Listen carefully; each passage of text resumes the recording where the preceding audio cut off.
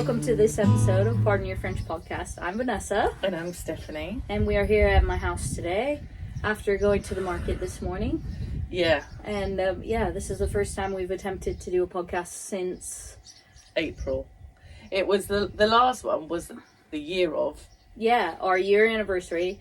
Then we did a little weekend Brocon series. So we did create some content. And we did actually record an episode when we were there. But there was a lot of background noise and there was a lot of dogs and stuff. Yeah. I still got another video that I need to, which is 20 minutes long. Yeah. The beautiful interview, actually, with Juliet and Paul Herbert. So big shout out to them because they sat with me and we had a little chat and their story is just wonderful. Yeah. You know, and they're one of the longest standing expats around, which I think is just great. And they were just such a lovely couple and the reason for the Brocon, you know, to help local charities and women's shelters and stuff, I think is just, you know, great. But there was so much community there, lots of, you know, people coming through, wasn't there? And different generations of community as well. So like their kids, their daughter and son-in-law were there with their grandchildren. It was really cute. And like I said, different generations. So there are people who had only been there quite recently moved, and then there are people that had been here for 20 years, and so it was really nice to kind of meet the community that they had built over time. So much talent in one place. I was in awe actually, because I was like the artists as well, and then the musicians, and you know, the jewellery, and Lex and Linda were there from, you know, the Coppercock, and you know, we met Beer Matt, didn't we? Yeah. Matt from Beer Matt, and it was just so nice to see a variety of different products. So big shout out to Coppercock Distillery as always. He had his new etched coasters. Beautiful and so heavy. The quality of them is fantastic.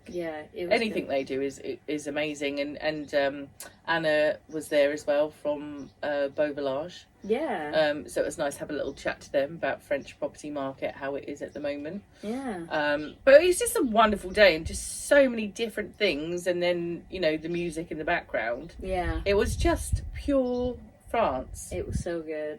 And it was a beautiful, beautiful day on the first day. Bright sunshine, like none of us could actually cope with it. It was hot. And I again wasn't dressed appropriately totally in black. Inappropriately dressed again in all black.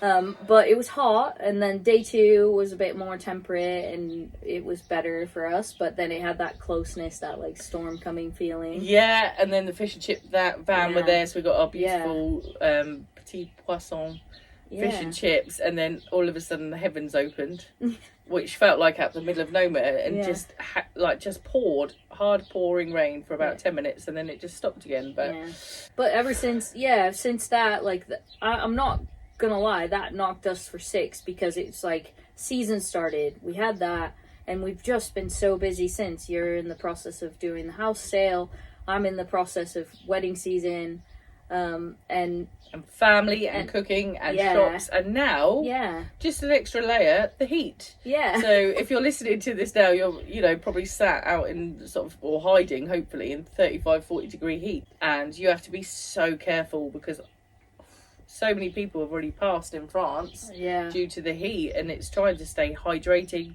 doing your jobs early in the morning, isn't it, and then hibernating. I mean, it's not even been cooling down till 9, half 9 at night. I mean, I've been laughing with a few people about this actually, because it was freezing cold. First wedding of the season, it was absolutely freezing, blowing a hoolie. We thought we were going to be sick the next day because of being out in it and trying to, you know, you're trying to look like you're working a wedding and respectably clothed, but really you just need a woolly hat and a jumper and all this stuff. So we were struggling that first wedding, and we were all saying at the same time, like, but next week it's going to be 30 degrees and then we're going to die. And then you can't, when you say there's no build up, it's going to be 30 degrees, your body's like, but that I haven't felt like that for such a long time. I've forgotten what it feels like. And then on days like today, you're like, oh God, I remember that feeling and intensity of it. So I am trying to hide myself, but I nearly decapitated myself yesterday on a lawnmower. So I do look weird on camera normally, but especially today because my neck is so freaking sore and it's crunching. You know, when you can hear it all crunching in your ears. So you drove into, what, a clothesline or something? What? No, a tree branch. Just a tree branch. Like a normal... You had a cap on and you just didn't see it come in? I had a hat on because of the heat. I had my headphones on because, you know, for the noise and music. And I was rushing. And I thought I clocked it. And I was like, bash. No, I haven't. And my head just flew backwards. My headphones flew off the top of my head. I was like, don't run them over. Whatever you do, don't run over your headphones. And, felt a bit concussed. But I had to carry on because I'm like, oh my God, it's going to get hotter. You know what I mean? I don't have... Finish before it gets too hot. A second go at this. And, so anyway, so I nearly ambulined myself. Oh, no. Lucky I wasn't wearing pearls. But that's, something else I've been up to. But yeah, we've been hanging out, but we haven't filmed it, but we've had messages going, where are you girls? What's going on? I hope you're all right. So the fact that everybody listens is, and asking if we're just surviving. Yeah. I'm in pure survival mode at the moment, I feel. Well, the busyness, and we knew this was coming. Yeah. But just being able to coordinate the same day for each other has been tricky. There's been so many school holidays. And it's crazy to think. We started last year doing the podcast. Yeah. And, we winged it so much that we managed to get... On a Tuesday filmed, and it went out on a Friday. But today we're filming on a Friday. It is literally just trying to fit life in. Yeah. And scheduling this time of year can be more tricky. Yeah. But again... we get there when we get there, and I think for us it's good that we're not pressurizing ourselves to I mean, we did think we were going to do it every week, and now we're like, actually every week is a lot for it might be every other week, but also the amount of people that we met from doing events and things, the quality of people that we've got and the content coming is amazing. We've got some Pardon Your French podcast t-shirts designed, so we're going to get those made up in the next few weeks, which will be very exciting because I found when we went to the event and they're like, oh, you're Pardon Your French podcast, but I don't know which one you are because we need name tags. I'm going to get our names on the back or something because they're like, are you Stephanie or Vanessa? Because they hear our voices, but they maybe don't watch the YouTube see channel. The videos. It was so lovely to meet. Because we don't often get to meet a lot of our community that listens, and we are spread out across the globe now, and some of the people we already knew ahead of time and things like that, but to meet people who listen that we didn't know were listening. Yeah, because I was really wonderful. Talking to Beau Village, Anna from Beau Village, and there was a lady who was like, oh, you do the podcast? And I was like, yeah.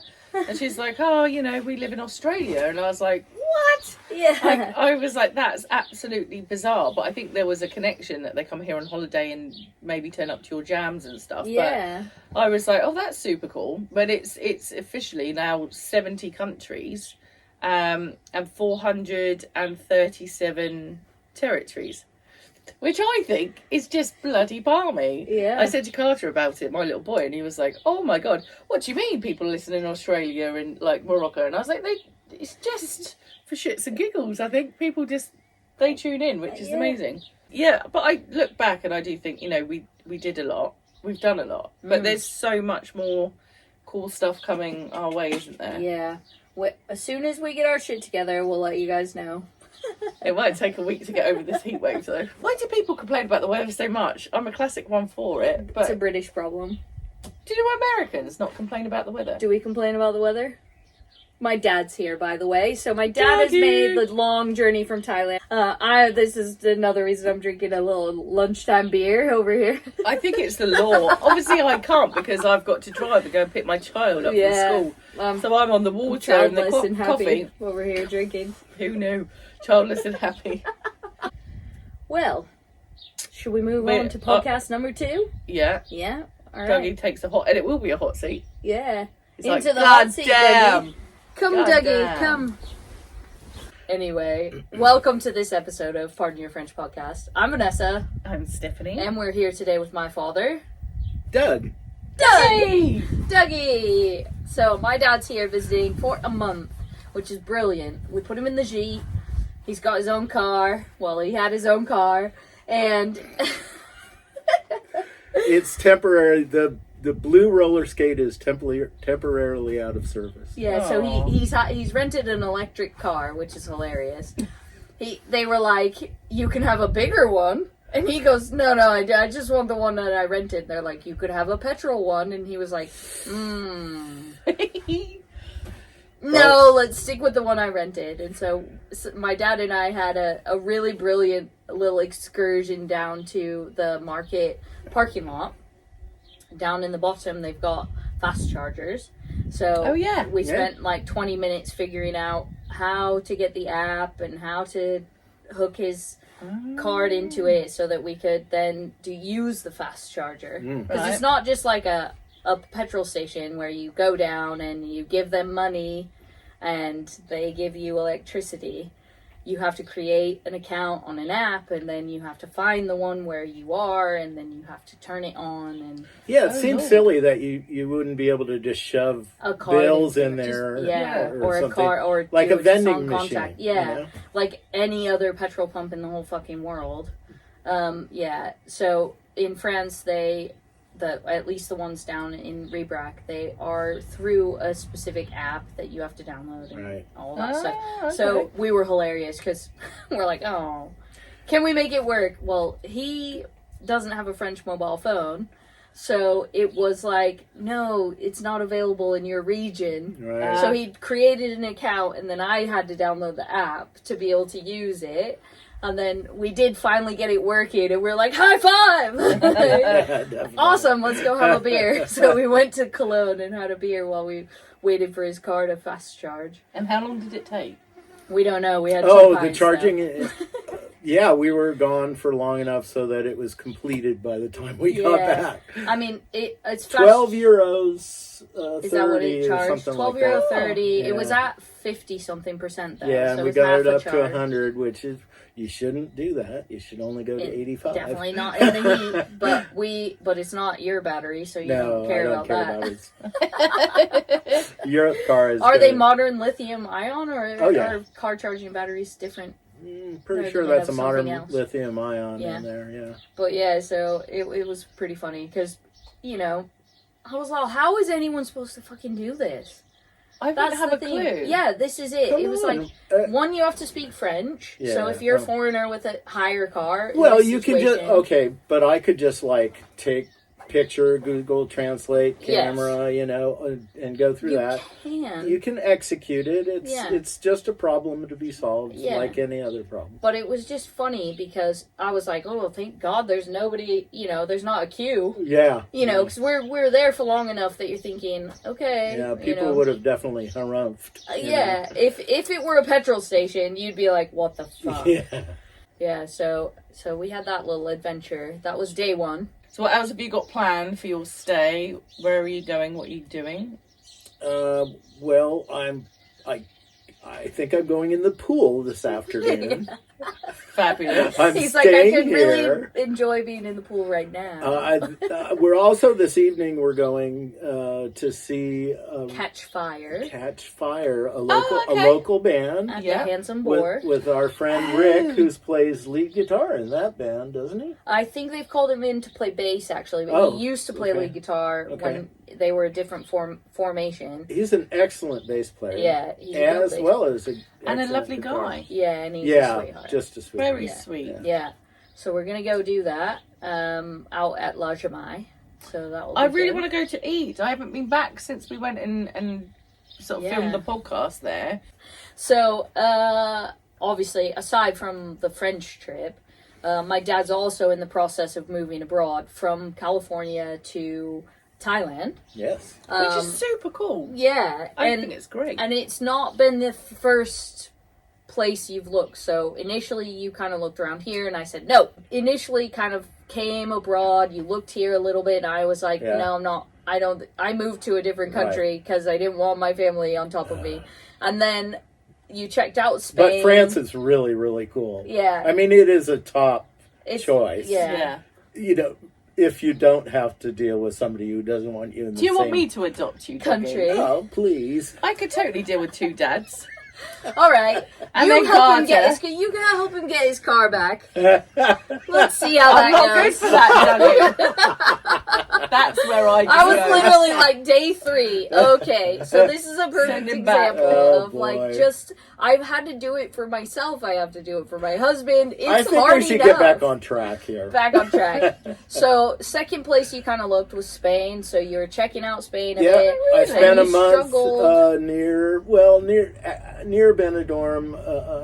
I forget the actual... In the suburbs. Started with an A.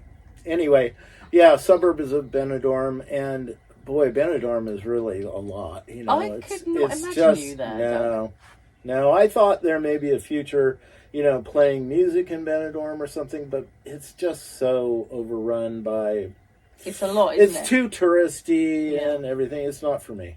So then we went to Denia a couple of years later in Spain, which is also kind of like about an hour and a half away from Benidorm. And that's a lovely place. It's a little less, but it's still quite a touristy location. Yeah. I mean, the thing that I learned, which I didn't know before I came to Europe, is that basically anywhere on the coast in Spain is quite overrun by British tourists. Which I just didn't know. I'm speaking Spanish to people, and they're like, you may as well just speak English to me. And you're like, what? And they go, I'm English. And you go, oh. Yeah. You know, so for me, that was like a slight disappointment because I just didn't know. Yeah. But you struggled as well, just wildlife-wise, you know. Oh, yeah. I couldn't stand the lack of birds in Spain. It's like... Somewhere, everybody killed off all the birds. And you can hear the cicadas at night or in the afternoon, but we were in a pretty lush, we had a nice, beautiful neighborhood, backyard with a pool and stuff at an Airbnb there, and just no birds. And lots of mosquitoes. And the only time we saw birds... We're on the golf course. We saw some doves, and you don't really see there wasn't really a lot of wildlife in terms of birds there. So anyway, that was disturbing to me, and so I kind of wrote Spain off at that time. Although I've only been to a few places along the coast, so. Yeah. It's hard to write off an entire Well, we did go to northern Spain as well, and it was really nice, but then you were kind of like, I've got a criteria for temperatures, which you would suffer here as well. The winter was too extreme, it is a little and too the cold, summers, like now you're more comfortable because you've spent some time in Thailand where it's fucking oppressively hot. It can be oppressively hot, yeah. But then I went to Portugal to the Algarve. Yeah. And I spent some time in the Algarve. I love the Algarve. It's lovely. It also has a lot of foreign tourists. If you live a little farther inland off of the beach, you can be in more of a rural township where you're living among the Portuguese people, and that's nice. I love the crime rate in Portugal, which is apparently non-existent. The drug policy in Portugal is appealing to me. Not that I'm doing drugs, but just that they don't make a big deal out of it, and it's not central to their crime policies or anything. They've just kind of eliminated that as a criminal enterprise. Yeah. And then, so Portugal, what kind of turned you off about that? Absolutely nothing. You just happened to then decide to do a trip to New Zealand and Southeast Asia. Right. My sister lives in New Zealand. Yeah, so I went to New Zealand to visit Madeline and my only granddaughter, and we had a lovely visit there for 10 days or something, and then I went from there to the Philippines. And I only went to one place in the Philippines. I went to Cebu Island, and it has real infrastructure problems. There's not enough roads to support the amount of driving that occurs. So if you want to go 10 kilometers, it could take you 2 hours or something. Wow. Yeah. The water delivery infrastructure is really flawed, so that the big resorts at the end of the road, they have to truck water into them because the water pressure is so low by the time it gets there. So big problems with infrastructure on Cebu Island in the Philippines. Then I went to Thailand, and I was like, wow, they have great roads that are in really stellar condition. I mean, there's some really wacky things about the way they route traffic and whatnot, but it overall, the roads are fantastic. The water delivery is great, although I wouldn't necessarily drink the water or even open my mouth in the shower. But they do deliver water to all the homes and hotels and so forth. And so and I enjoyed Thailand. I think I spent maybe 2 or 3 weeks there, and then I went off to Vietnam, where I spent 10 days. And I may have chosen poorly. When I chose a place to visit in Vietnam, I went to Vung Tau, which is, as it turns out, a weekend vacation place for people from Saigon or Hanoi. It was wonderful in that I didn't see any European tourists really at all. But also difficult. And I mean, but it was fantastic in that I could, you go out onto the street market and street food streets, and you get hot pot and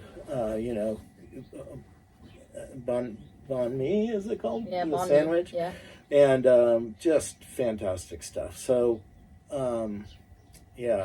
a delightful thing, but also just kind of weird. And the beaches were filthy, and it was so warm, the South China Sea. You had to swim out a few hundred meters before it was cool enough, to be refreshing. Yeah. And so that was unappealing. And then I went to Tokyo because my flight home came from Tokyo. And what do you think of Japan? Well, Japan is just amazing. It's really a remarkable place, but it's very expensive. Yeah. So that it wasn't a retirement option. No, it kind of got eliminated out of hand just due to its cost. Yeah. So what stops you from wanting to retire somewhere else in the United States? Like, a typical retirement place to go would be, say, Florida. Oh, well, Florida is Florida, so. No, and I hope you don't get any angry messages from Floridians. I'm sure there's all kinds of wonderful things about Florida. I don't know it that well. But you're an explorer, aren't you? I am. You like to experience. One of the things change. that I liked about the idea of moving to Europe was that you're in Europe, and you can hop on a admittedly awful Ryanair flight. Sorry, Ryanair. I mean, we appreciate your cheapness. Yeah, hey, they're willing to take a sponsorship. But you could hop on the blue and yellow and go anywhere for 50 euro or something, and plus additional baggage fees and the taxes, and maybe a 6-hour delay inside of an air conditioned. Don't forget the bus ride. Yeah. Sometimes you spend more time on a bus on Ryanair than you do on the aircraft. Yeah, that's true. Anyway, so the beauty of being in Europe is that you're in Europe. You could actually drive to Croatia or, Prague or, just anywhere you want that's in Europe. That was one of the things that appealed to me about living abroad, as opposed to, and the cost. Yeah. It's impossible to live even in Florida for 2 or 3 times what you can get something for in Thailand. And, Thailand is just ridiculously inexpensive. And it's fairly easy, Yeah. The visa process was fairly simple. If you get a visa agent, they can be very helpful. when I return, I'll go and get a Thailand driver's license, and that will be fairly inexpensive and easy process. And they're a right-hand drive country, which I didn't know until he came back here and was like, I'm inconveniently driving on the wrong side of the road. And I'm like, Dad!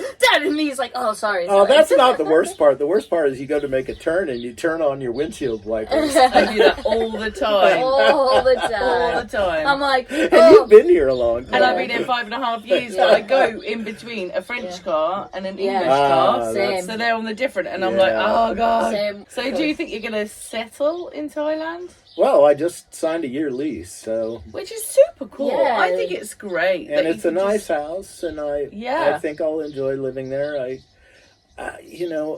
For me, food and preparing food is a central part of life, and not a lot of people do that in Thailand. Almost everybody goes out to eat 80% of the time. So kitchens in Thailand are not very well equipped. The house I rented is 3 bedrooms and 2 baths. It has in the kitchen it has a refrigerator, full-size refrigerator, which is also a little unusual.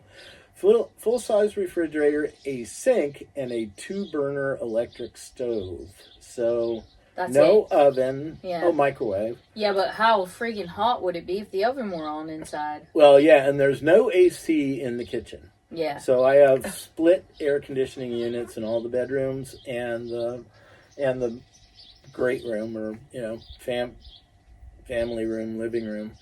But no AC in the kitchen. I've been thinking, well, at my own expense, I could install one there. Yeah. But I'm also thinking, maybe I'll just buy a nice barbecue that has oven capability. Yeah, the plancha and as a couple of burners Yeah. on it. Yeah.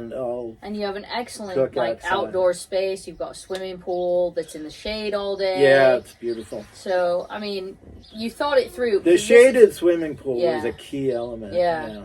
This is the thing, like, one of the things we talk about is, until you've experienced it for a while, knowing, like, one of the things that you struggled with is that you just bought a house, and then you go, actually, this wasn't really the best for this situation. This wasn't really the best. So you went out there, you've gone back.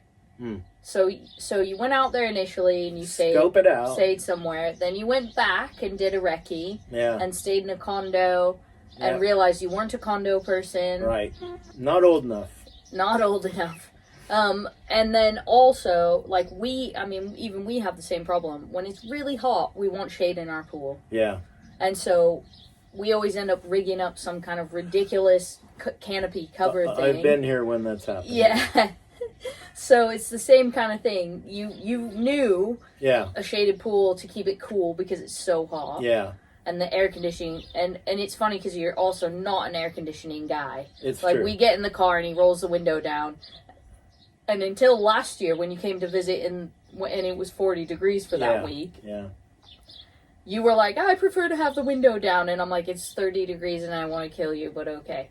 And then it turned 40 and you were like, actually, I think I might be an air conditioning person. He's like, let's crave that. So you've accepted the fact that you haven't acclimated 100%, and other people have told you do get more used to it. Yeah, I rode an elevator with a guy who sounded like he was from the USA. He said he'd lived in, Asian countries for 15 years, and he's like, you get used to it. I'm dripping wet. I had just been outside. It was a day where it was 35, feels like 44. Yeah. Wow. 44 is 106 Fahrenheit. Yeah, muggy. So it's really, really untenable. And yet this guy is dry as a bone. And I'm like, okay, I guess I'll get used to it. Yeah. But, if you manage things properly, and if you have air conditioning, and the electricity, a key element in Thailand is, like, you want to make sure when you rent a place that you're getting the government rate for electricity, not an expanded rate that that the landlord sets up. On top of the government rate. So, you've had so many adventures and you've gone so far. Yeah, it's amazing. I love the fact that you're on your own little journey and exploring. I think that's what life is all about.